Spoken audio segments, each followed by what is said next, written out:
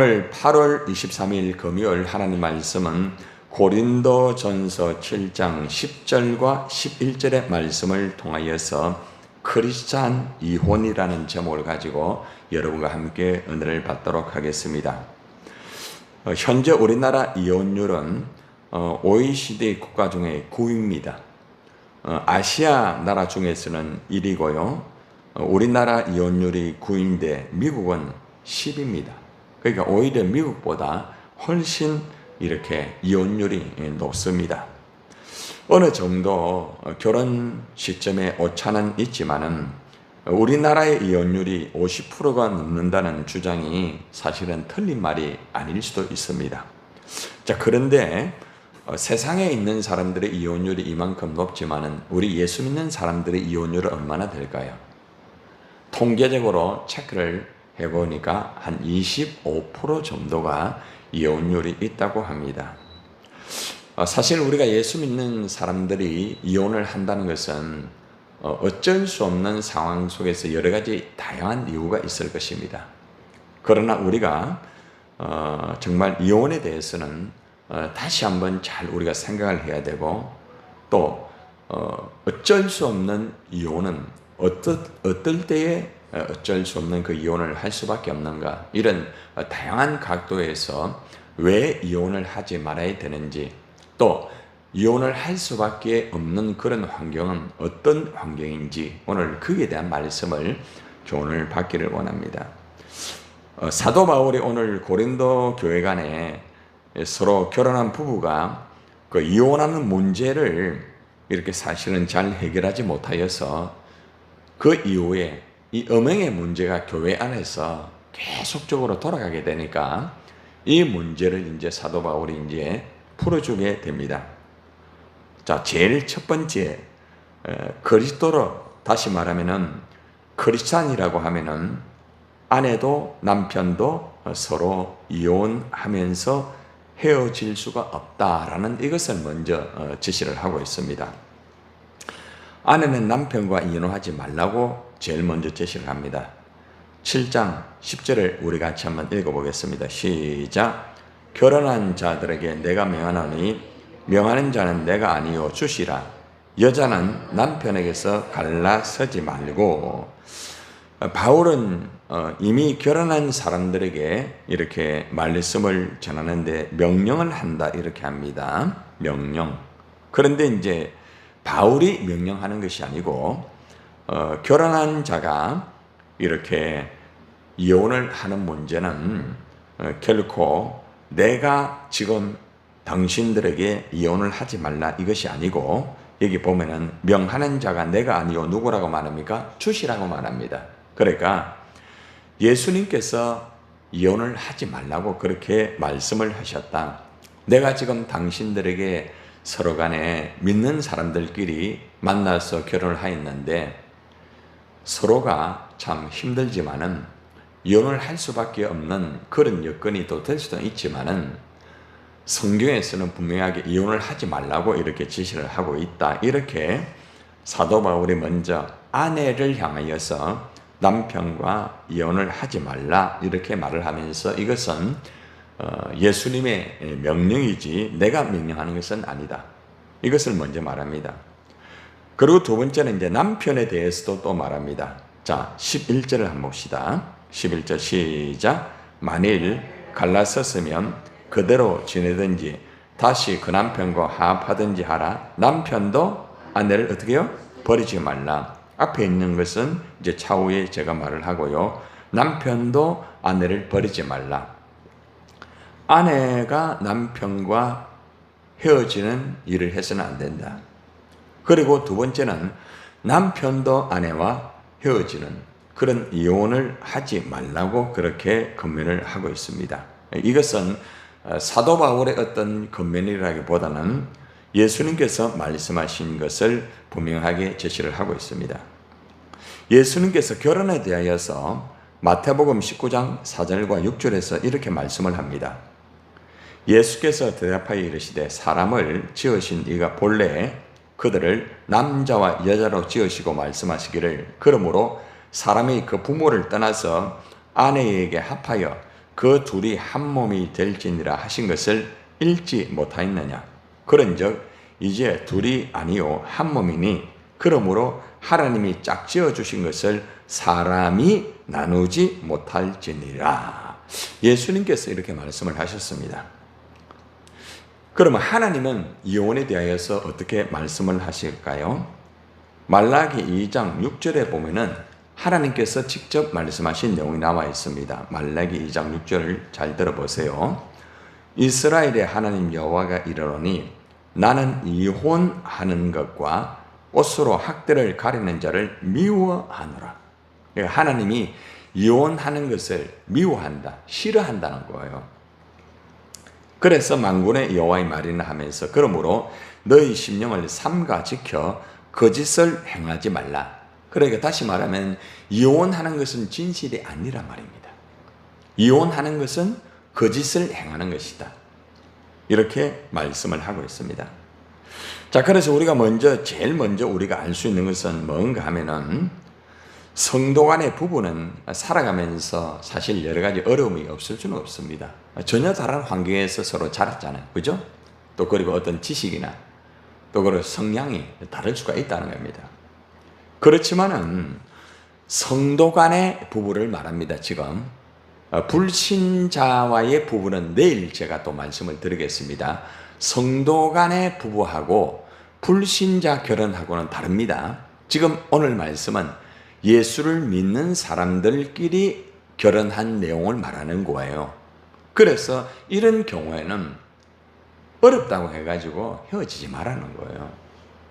예수를 믿는 서로 간의 사람이라는 거죠. 하나님의 사람으로서 서로가 좀 이해하고 또 배려하고 일보이보, 그죠? 서로가 양보하고 그렇게 할 때에 하나님의 은혜 가운데 좋은 결과를 거둘 수가 있다는 거죠.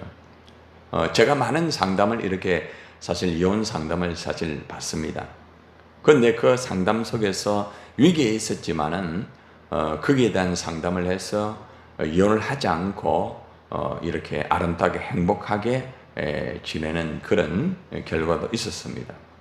그러나 또 안타깝게도 어쩔 수 없는 지경에서 이혼을 한 경우도 있습니다.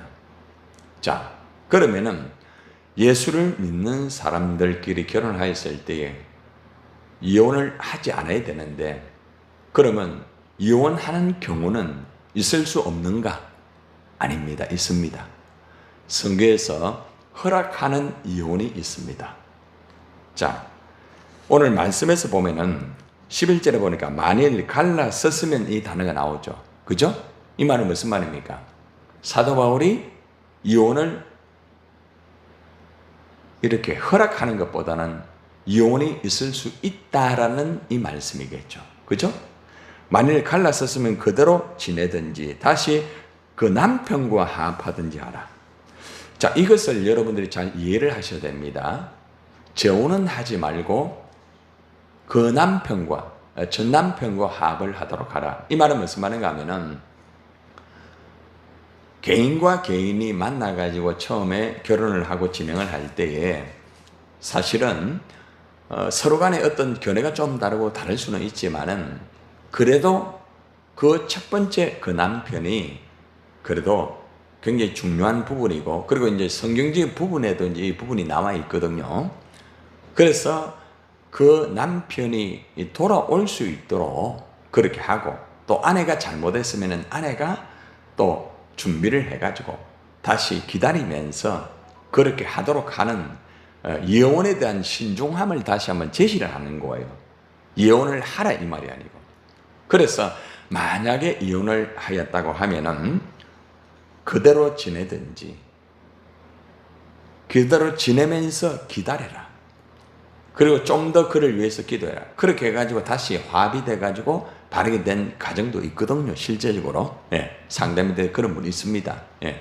이혼했지만은 결국 또 다른 데 찾아보고 진행했지만은 결국에는 첫사람 그 사람이 참 가장 귀하였구나 해서 다시 재결합을 해가지고 이렇게 살아가는 가정들도 실제적으로 있습니다. 그런데 어떤 분은 또 재혼을 해가지고 실제적으로 이전보다 오히려 더 큰 상처를 받는 사람들이 사실 의외로 많습니다. 실제적으로.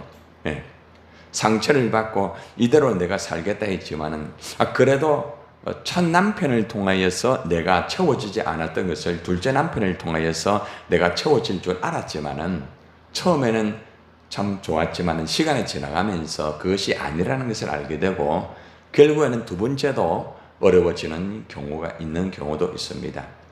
이것은 실제적으로 일어날 수 있는 일들이고 많은 주위에서도 이런 일들이 실제적으로 일어나고 있습니다. 자, 그러면은 이제 여기서 우리가 성경에서 이혼이 허용되는 그 이유가 두 가지가 있습니다. 첫 번째 가장 중요한 것은 배우자가 음행을 하였을 때, 음행을 하였을 때, 쉽게 말하면 우리가 바람을 핀다고 말을 하고 있잖아요, 그죠? 그렇게 했을 때는 이혼이 허락될 수 있다는 것을 성경에서 제시가 되고 있습니다. 예수님께서 마태복음 19장 9절에서 이렇게 말씀합니다. 누구든지 음행한 이유 외에 아내를 버리고 다른 데 장가드는 자는 간음을 하는 것이다. 상대방이 바람을 피고 이런 경우는 음행의 이혼의 사유가 될 수 있다는 거죠. 그런데 바람을 피우지 않은 상태에서 잘 들으세요. 이혼을 하게 되면은 어떻게 되는가 하면은 혼자 살면은 몰라도 장가 드는 자는 간음을 하는 것이다. 이렇게 말하고 있어요. 아주 참 이것은 중요한 말씀이에요. 음행을 하였을 때는 이혼의 사유가 될 수 있지만은 사실 대부분 성격 차이에서 대부분 헤어집니다. 당신하고 나하고 성격이 안 맞다는 거죠. 아니 어떻게 성격이 맞을 수가 있습니까? 아니 전혀 다른 환경에서 자라고 그죠? 그렇잖아요. 어떻게 성격이 같을 수가 있어요? 보세요. 여러분의 가족들의 형제들이 성격 같아요? 형제도 달라요. 그죠? 그런데 전혀 다른 그런 사람을 만났는데 어떻게 성격이 같을 수가 있습니까? 부부는 맞추는 거예요. 근데 맞추는데 이 성격이 다르다고 해서 결국에는 이렇게 이혼을 하는 경우가 있는데 결국 이혼을 하고 나면은 참 아픔이 많아요, 실제로. 자녀가 있으면 자녀에 대한 아픔이 있을 수도 있고 또 혼자 살아가면서 그것이 잘 감당되는 사람은 있지만은 어제 말씀드렸죠. 독신의 은사가 있는 사람은 거의 감당됩니다. 근데 그 은사가 없는 사람은 굉장히 힘들어요. 그래서 어떤 경우에도 성도가 성도 간에 결혼을 했으면 이혼은 하지 않는 것이 좋고 음행이 되어진 경우에는 그것은 분명하게 이혼이 필요한 부분이 있다. 물론 음행이 되어진 가운데서도 기도하면서 그 사람을 배려하면서 끝까지 붙잡아가지고 행복한 가정을 이루는 모델 케이스도 있습니다. 실제 제가 상담받은 분 중에 그런 분이 있어요. 그래서 기다리면서 기도해가지고 그 아내가 남편을 잘 받아들여가지고 나중에 남편이 회개하고 결국에는 다시 돌아와서 재결합이 되어가지고 아름다운 역사가 이루어진 경우도 있습니다. 자, 그리고 우리가 여기에서 이제 알 수 있는 것은 그러면은 음행 외에 다른 사유는 이혼이 안 되느냐? 아닙니다. 성경에 근본적으로 나와 있지는 않지만은 가정폭력, 알코올 중독, 상습적 도박, 또한 약물 중독, 불성실한 결혼 생활의 경우에 이것이 근본적으로 생활 자체가 완전히 안 되는 경우, 그 다음에 도무지 살아갈 수 없는 경우, 또 신앙생활 자체가 완전히 안 될 수밖에 없는 그런 경우가 있을 수 있다는 거죠. 여러분, 믿는 사람들끼리 결혼하면 분명히 잘 될 것 같은데 오히려 더 어려운 경우 굉장히 많습니다. 실제 여러분들에게 아주 유명한 분 중에 한 사람을 제가 소개할게요. 감리교의 창시자가 누굽니까? 웨슬레죠. 요한 웨슬레. 세계적 부흥사고 정말 감리교를 창시했고 지금도 많은 목회자에게 존경을 받는 분입니다. 자, 그런데 그의 가정사를 여러분 한번 들어보세요. 요한 웨슬레는 47세 나이에 결혼을 했는데 과부와 결혼했습니다. 과부와 결혼했거든요. 자기를 옆에서 챙겨주는 그게 너무 좋아가지고 이렇게 결혼을 하게 됐습니다. 그런데 결혼을 하고 난 다음에 서로가 너무 맞지를 않았다는 겁니다. 예. 요한 웨슬러의 스타일도 사실은 굉장히 독선적인 성격이 강합니다. 목회자 중에서도 그런 분이 있습니다. 굉장히 독선적으로 자기밖에 모르는 그런 목회자가 있어요, 실제로. 그런데 그 안에 몰리는 극단적인 감정의 소유자입니다. 감정을 조절을 못하는 분이에요. 여러분, 감정을 조절 못하는 분과 만나서 살면 진짜 힘들어요. 네. 그래서 이게 분노 조절이라고 말하고 있거든요.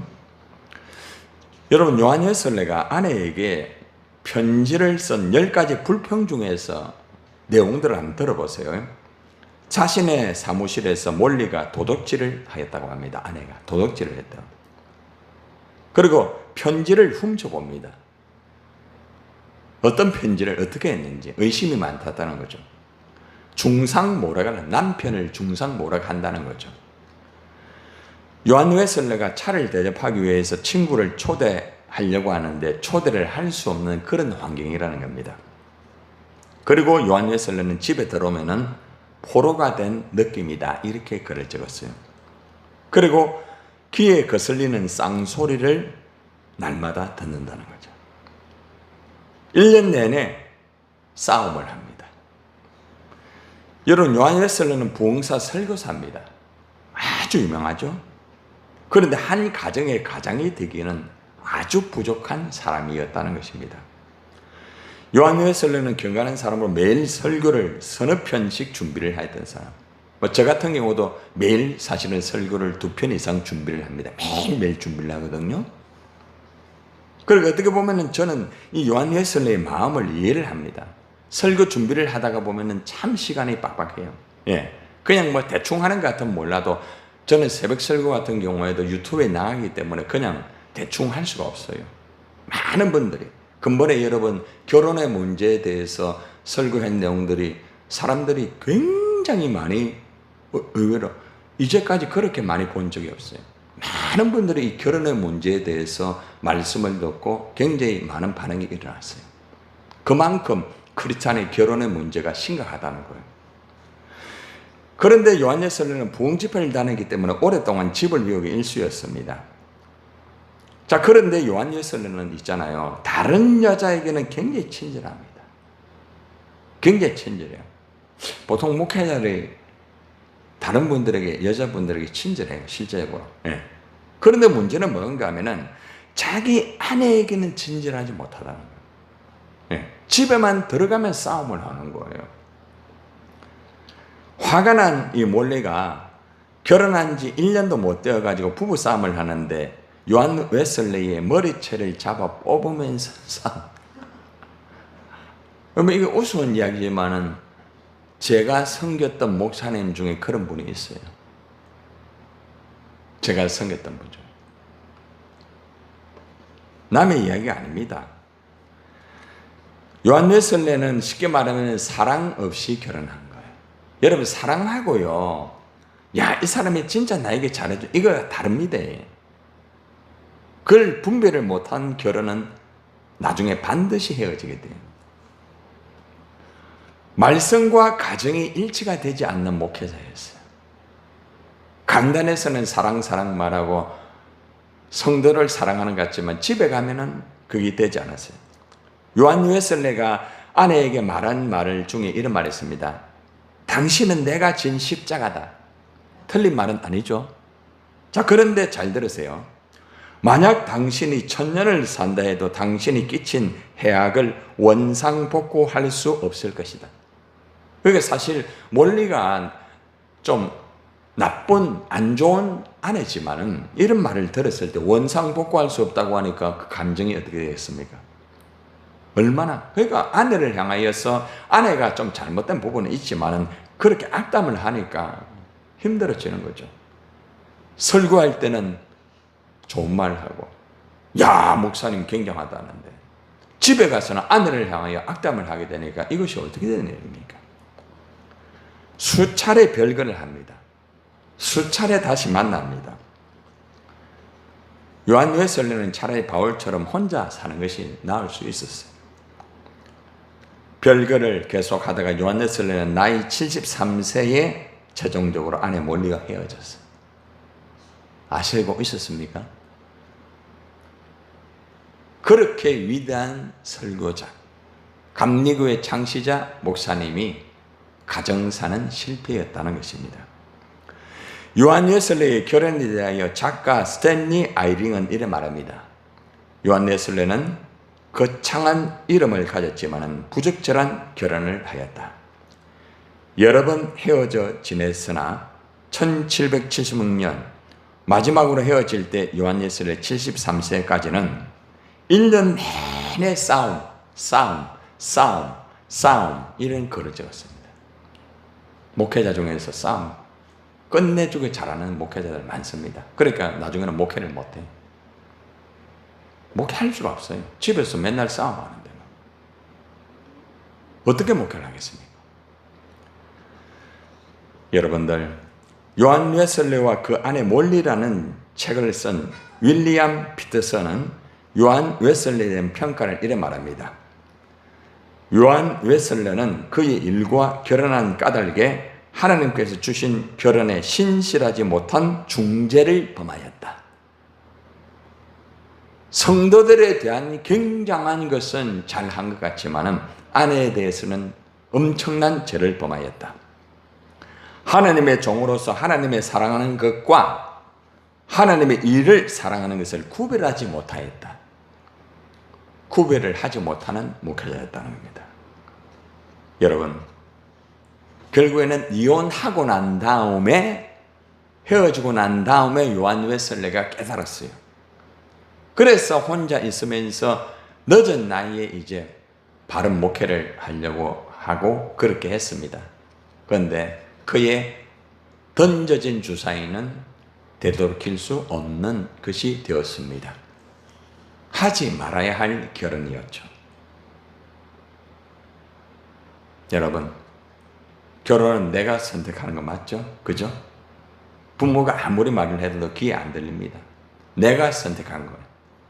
그럼 자신이 선택했으면 자신이 책임을 져야 돼요. 그러나 책임지지 못하는 결혼이 많습니다. 여러분, 오늘 두 가지의 내용입니다. 첫째, 성도와 성도 간의 결혼이 되었으면 아무리 힘들고 어려워도 이혼은 하지 않는 것이 좋다. 그리고 만약에 이혼을 하였다고 하면은 차라리 혼자 지내는 것이 나을 수가 있다. 물론 이 말은 오해하지 마십시오.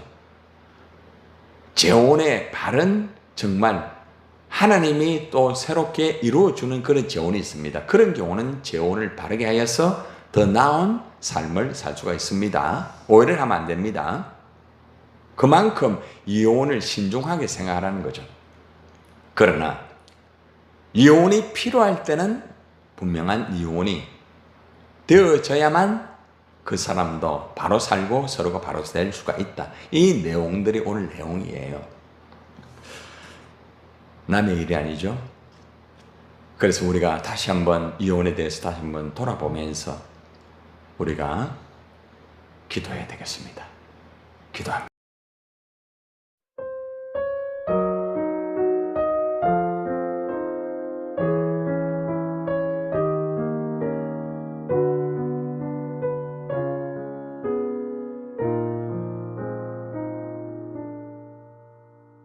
사랑하는 자들아 서로 사랑하라. 사랑은 하나님께 속한 것이니 사랑하는 자마다 하나님의 자녀라. 하나님은 사랑이시라.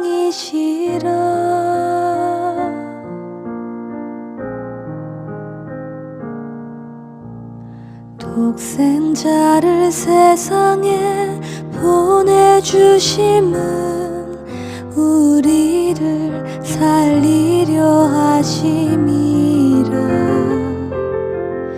하나님이 우리를 너무도 사랑하사 화목제로 보내셨도다. 너희 너희는 서로 사랑하라. 주를 사랑하심 같이 우리가 서로 사랑하며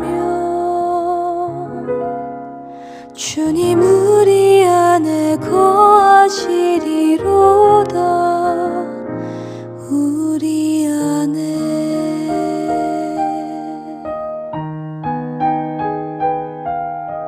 사랑하는 자들아 서로 사랑하라. 사랑은 하나님께 속한 것이니 사랑하는 자마다 하나님의 자녀라. 하나님은 사랑이시라.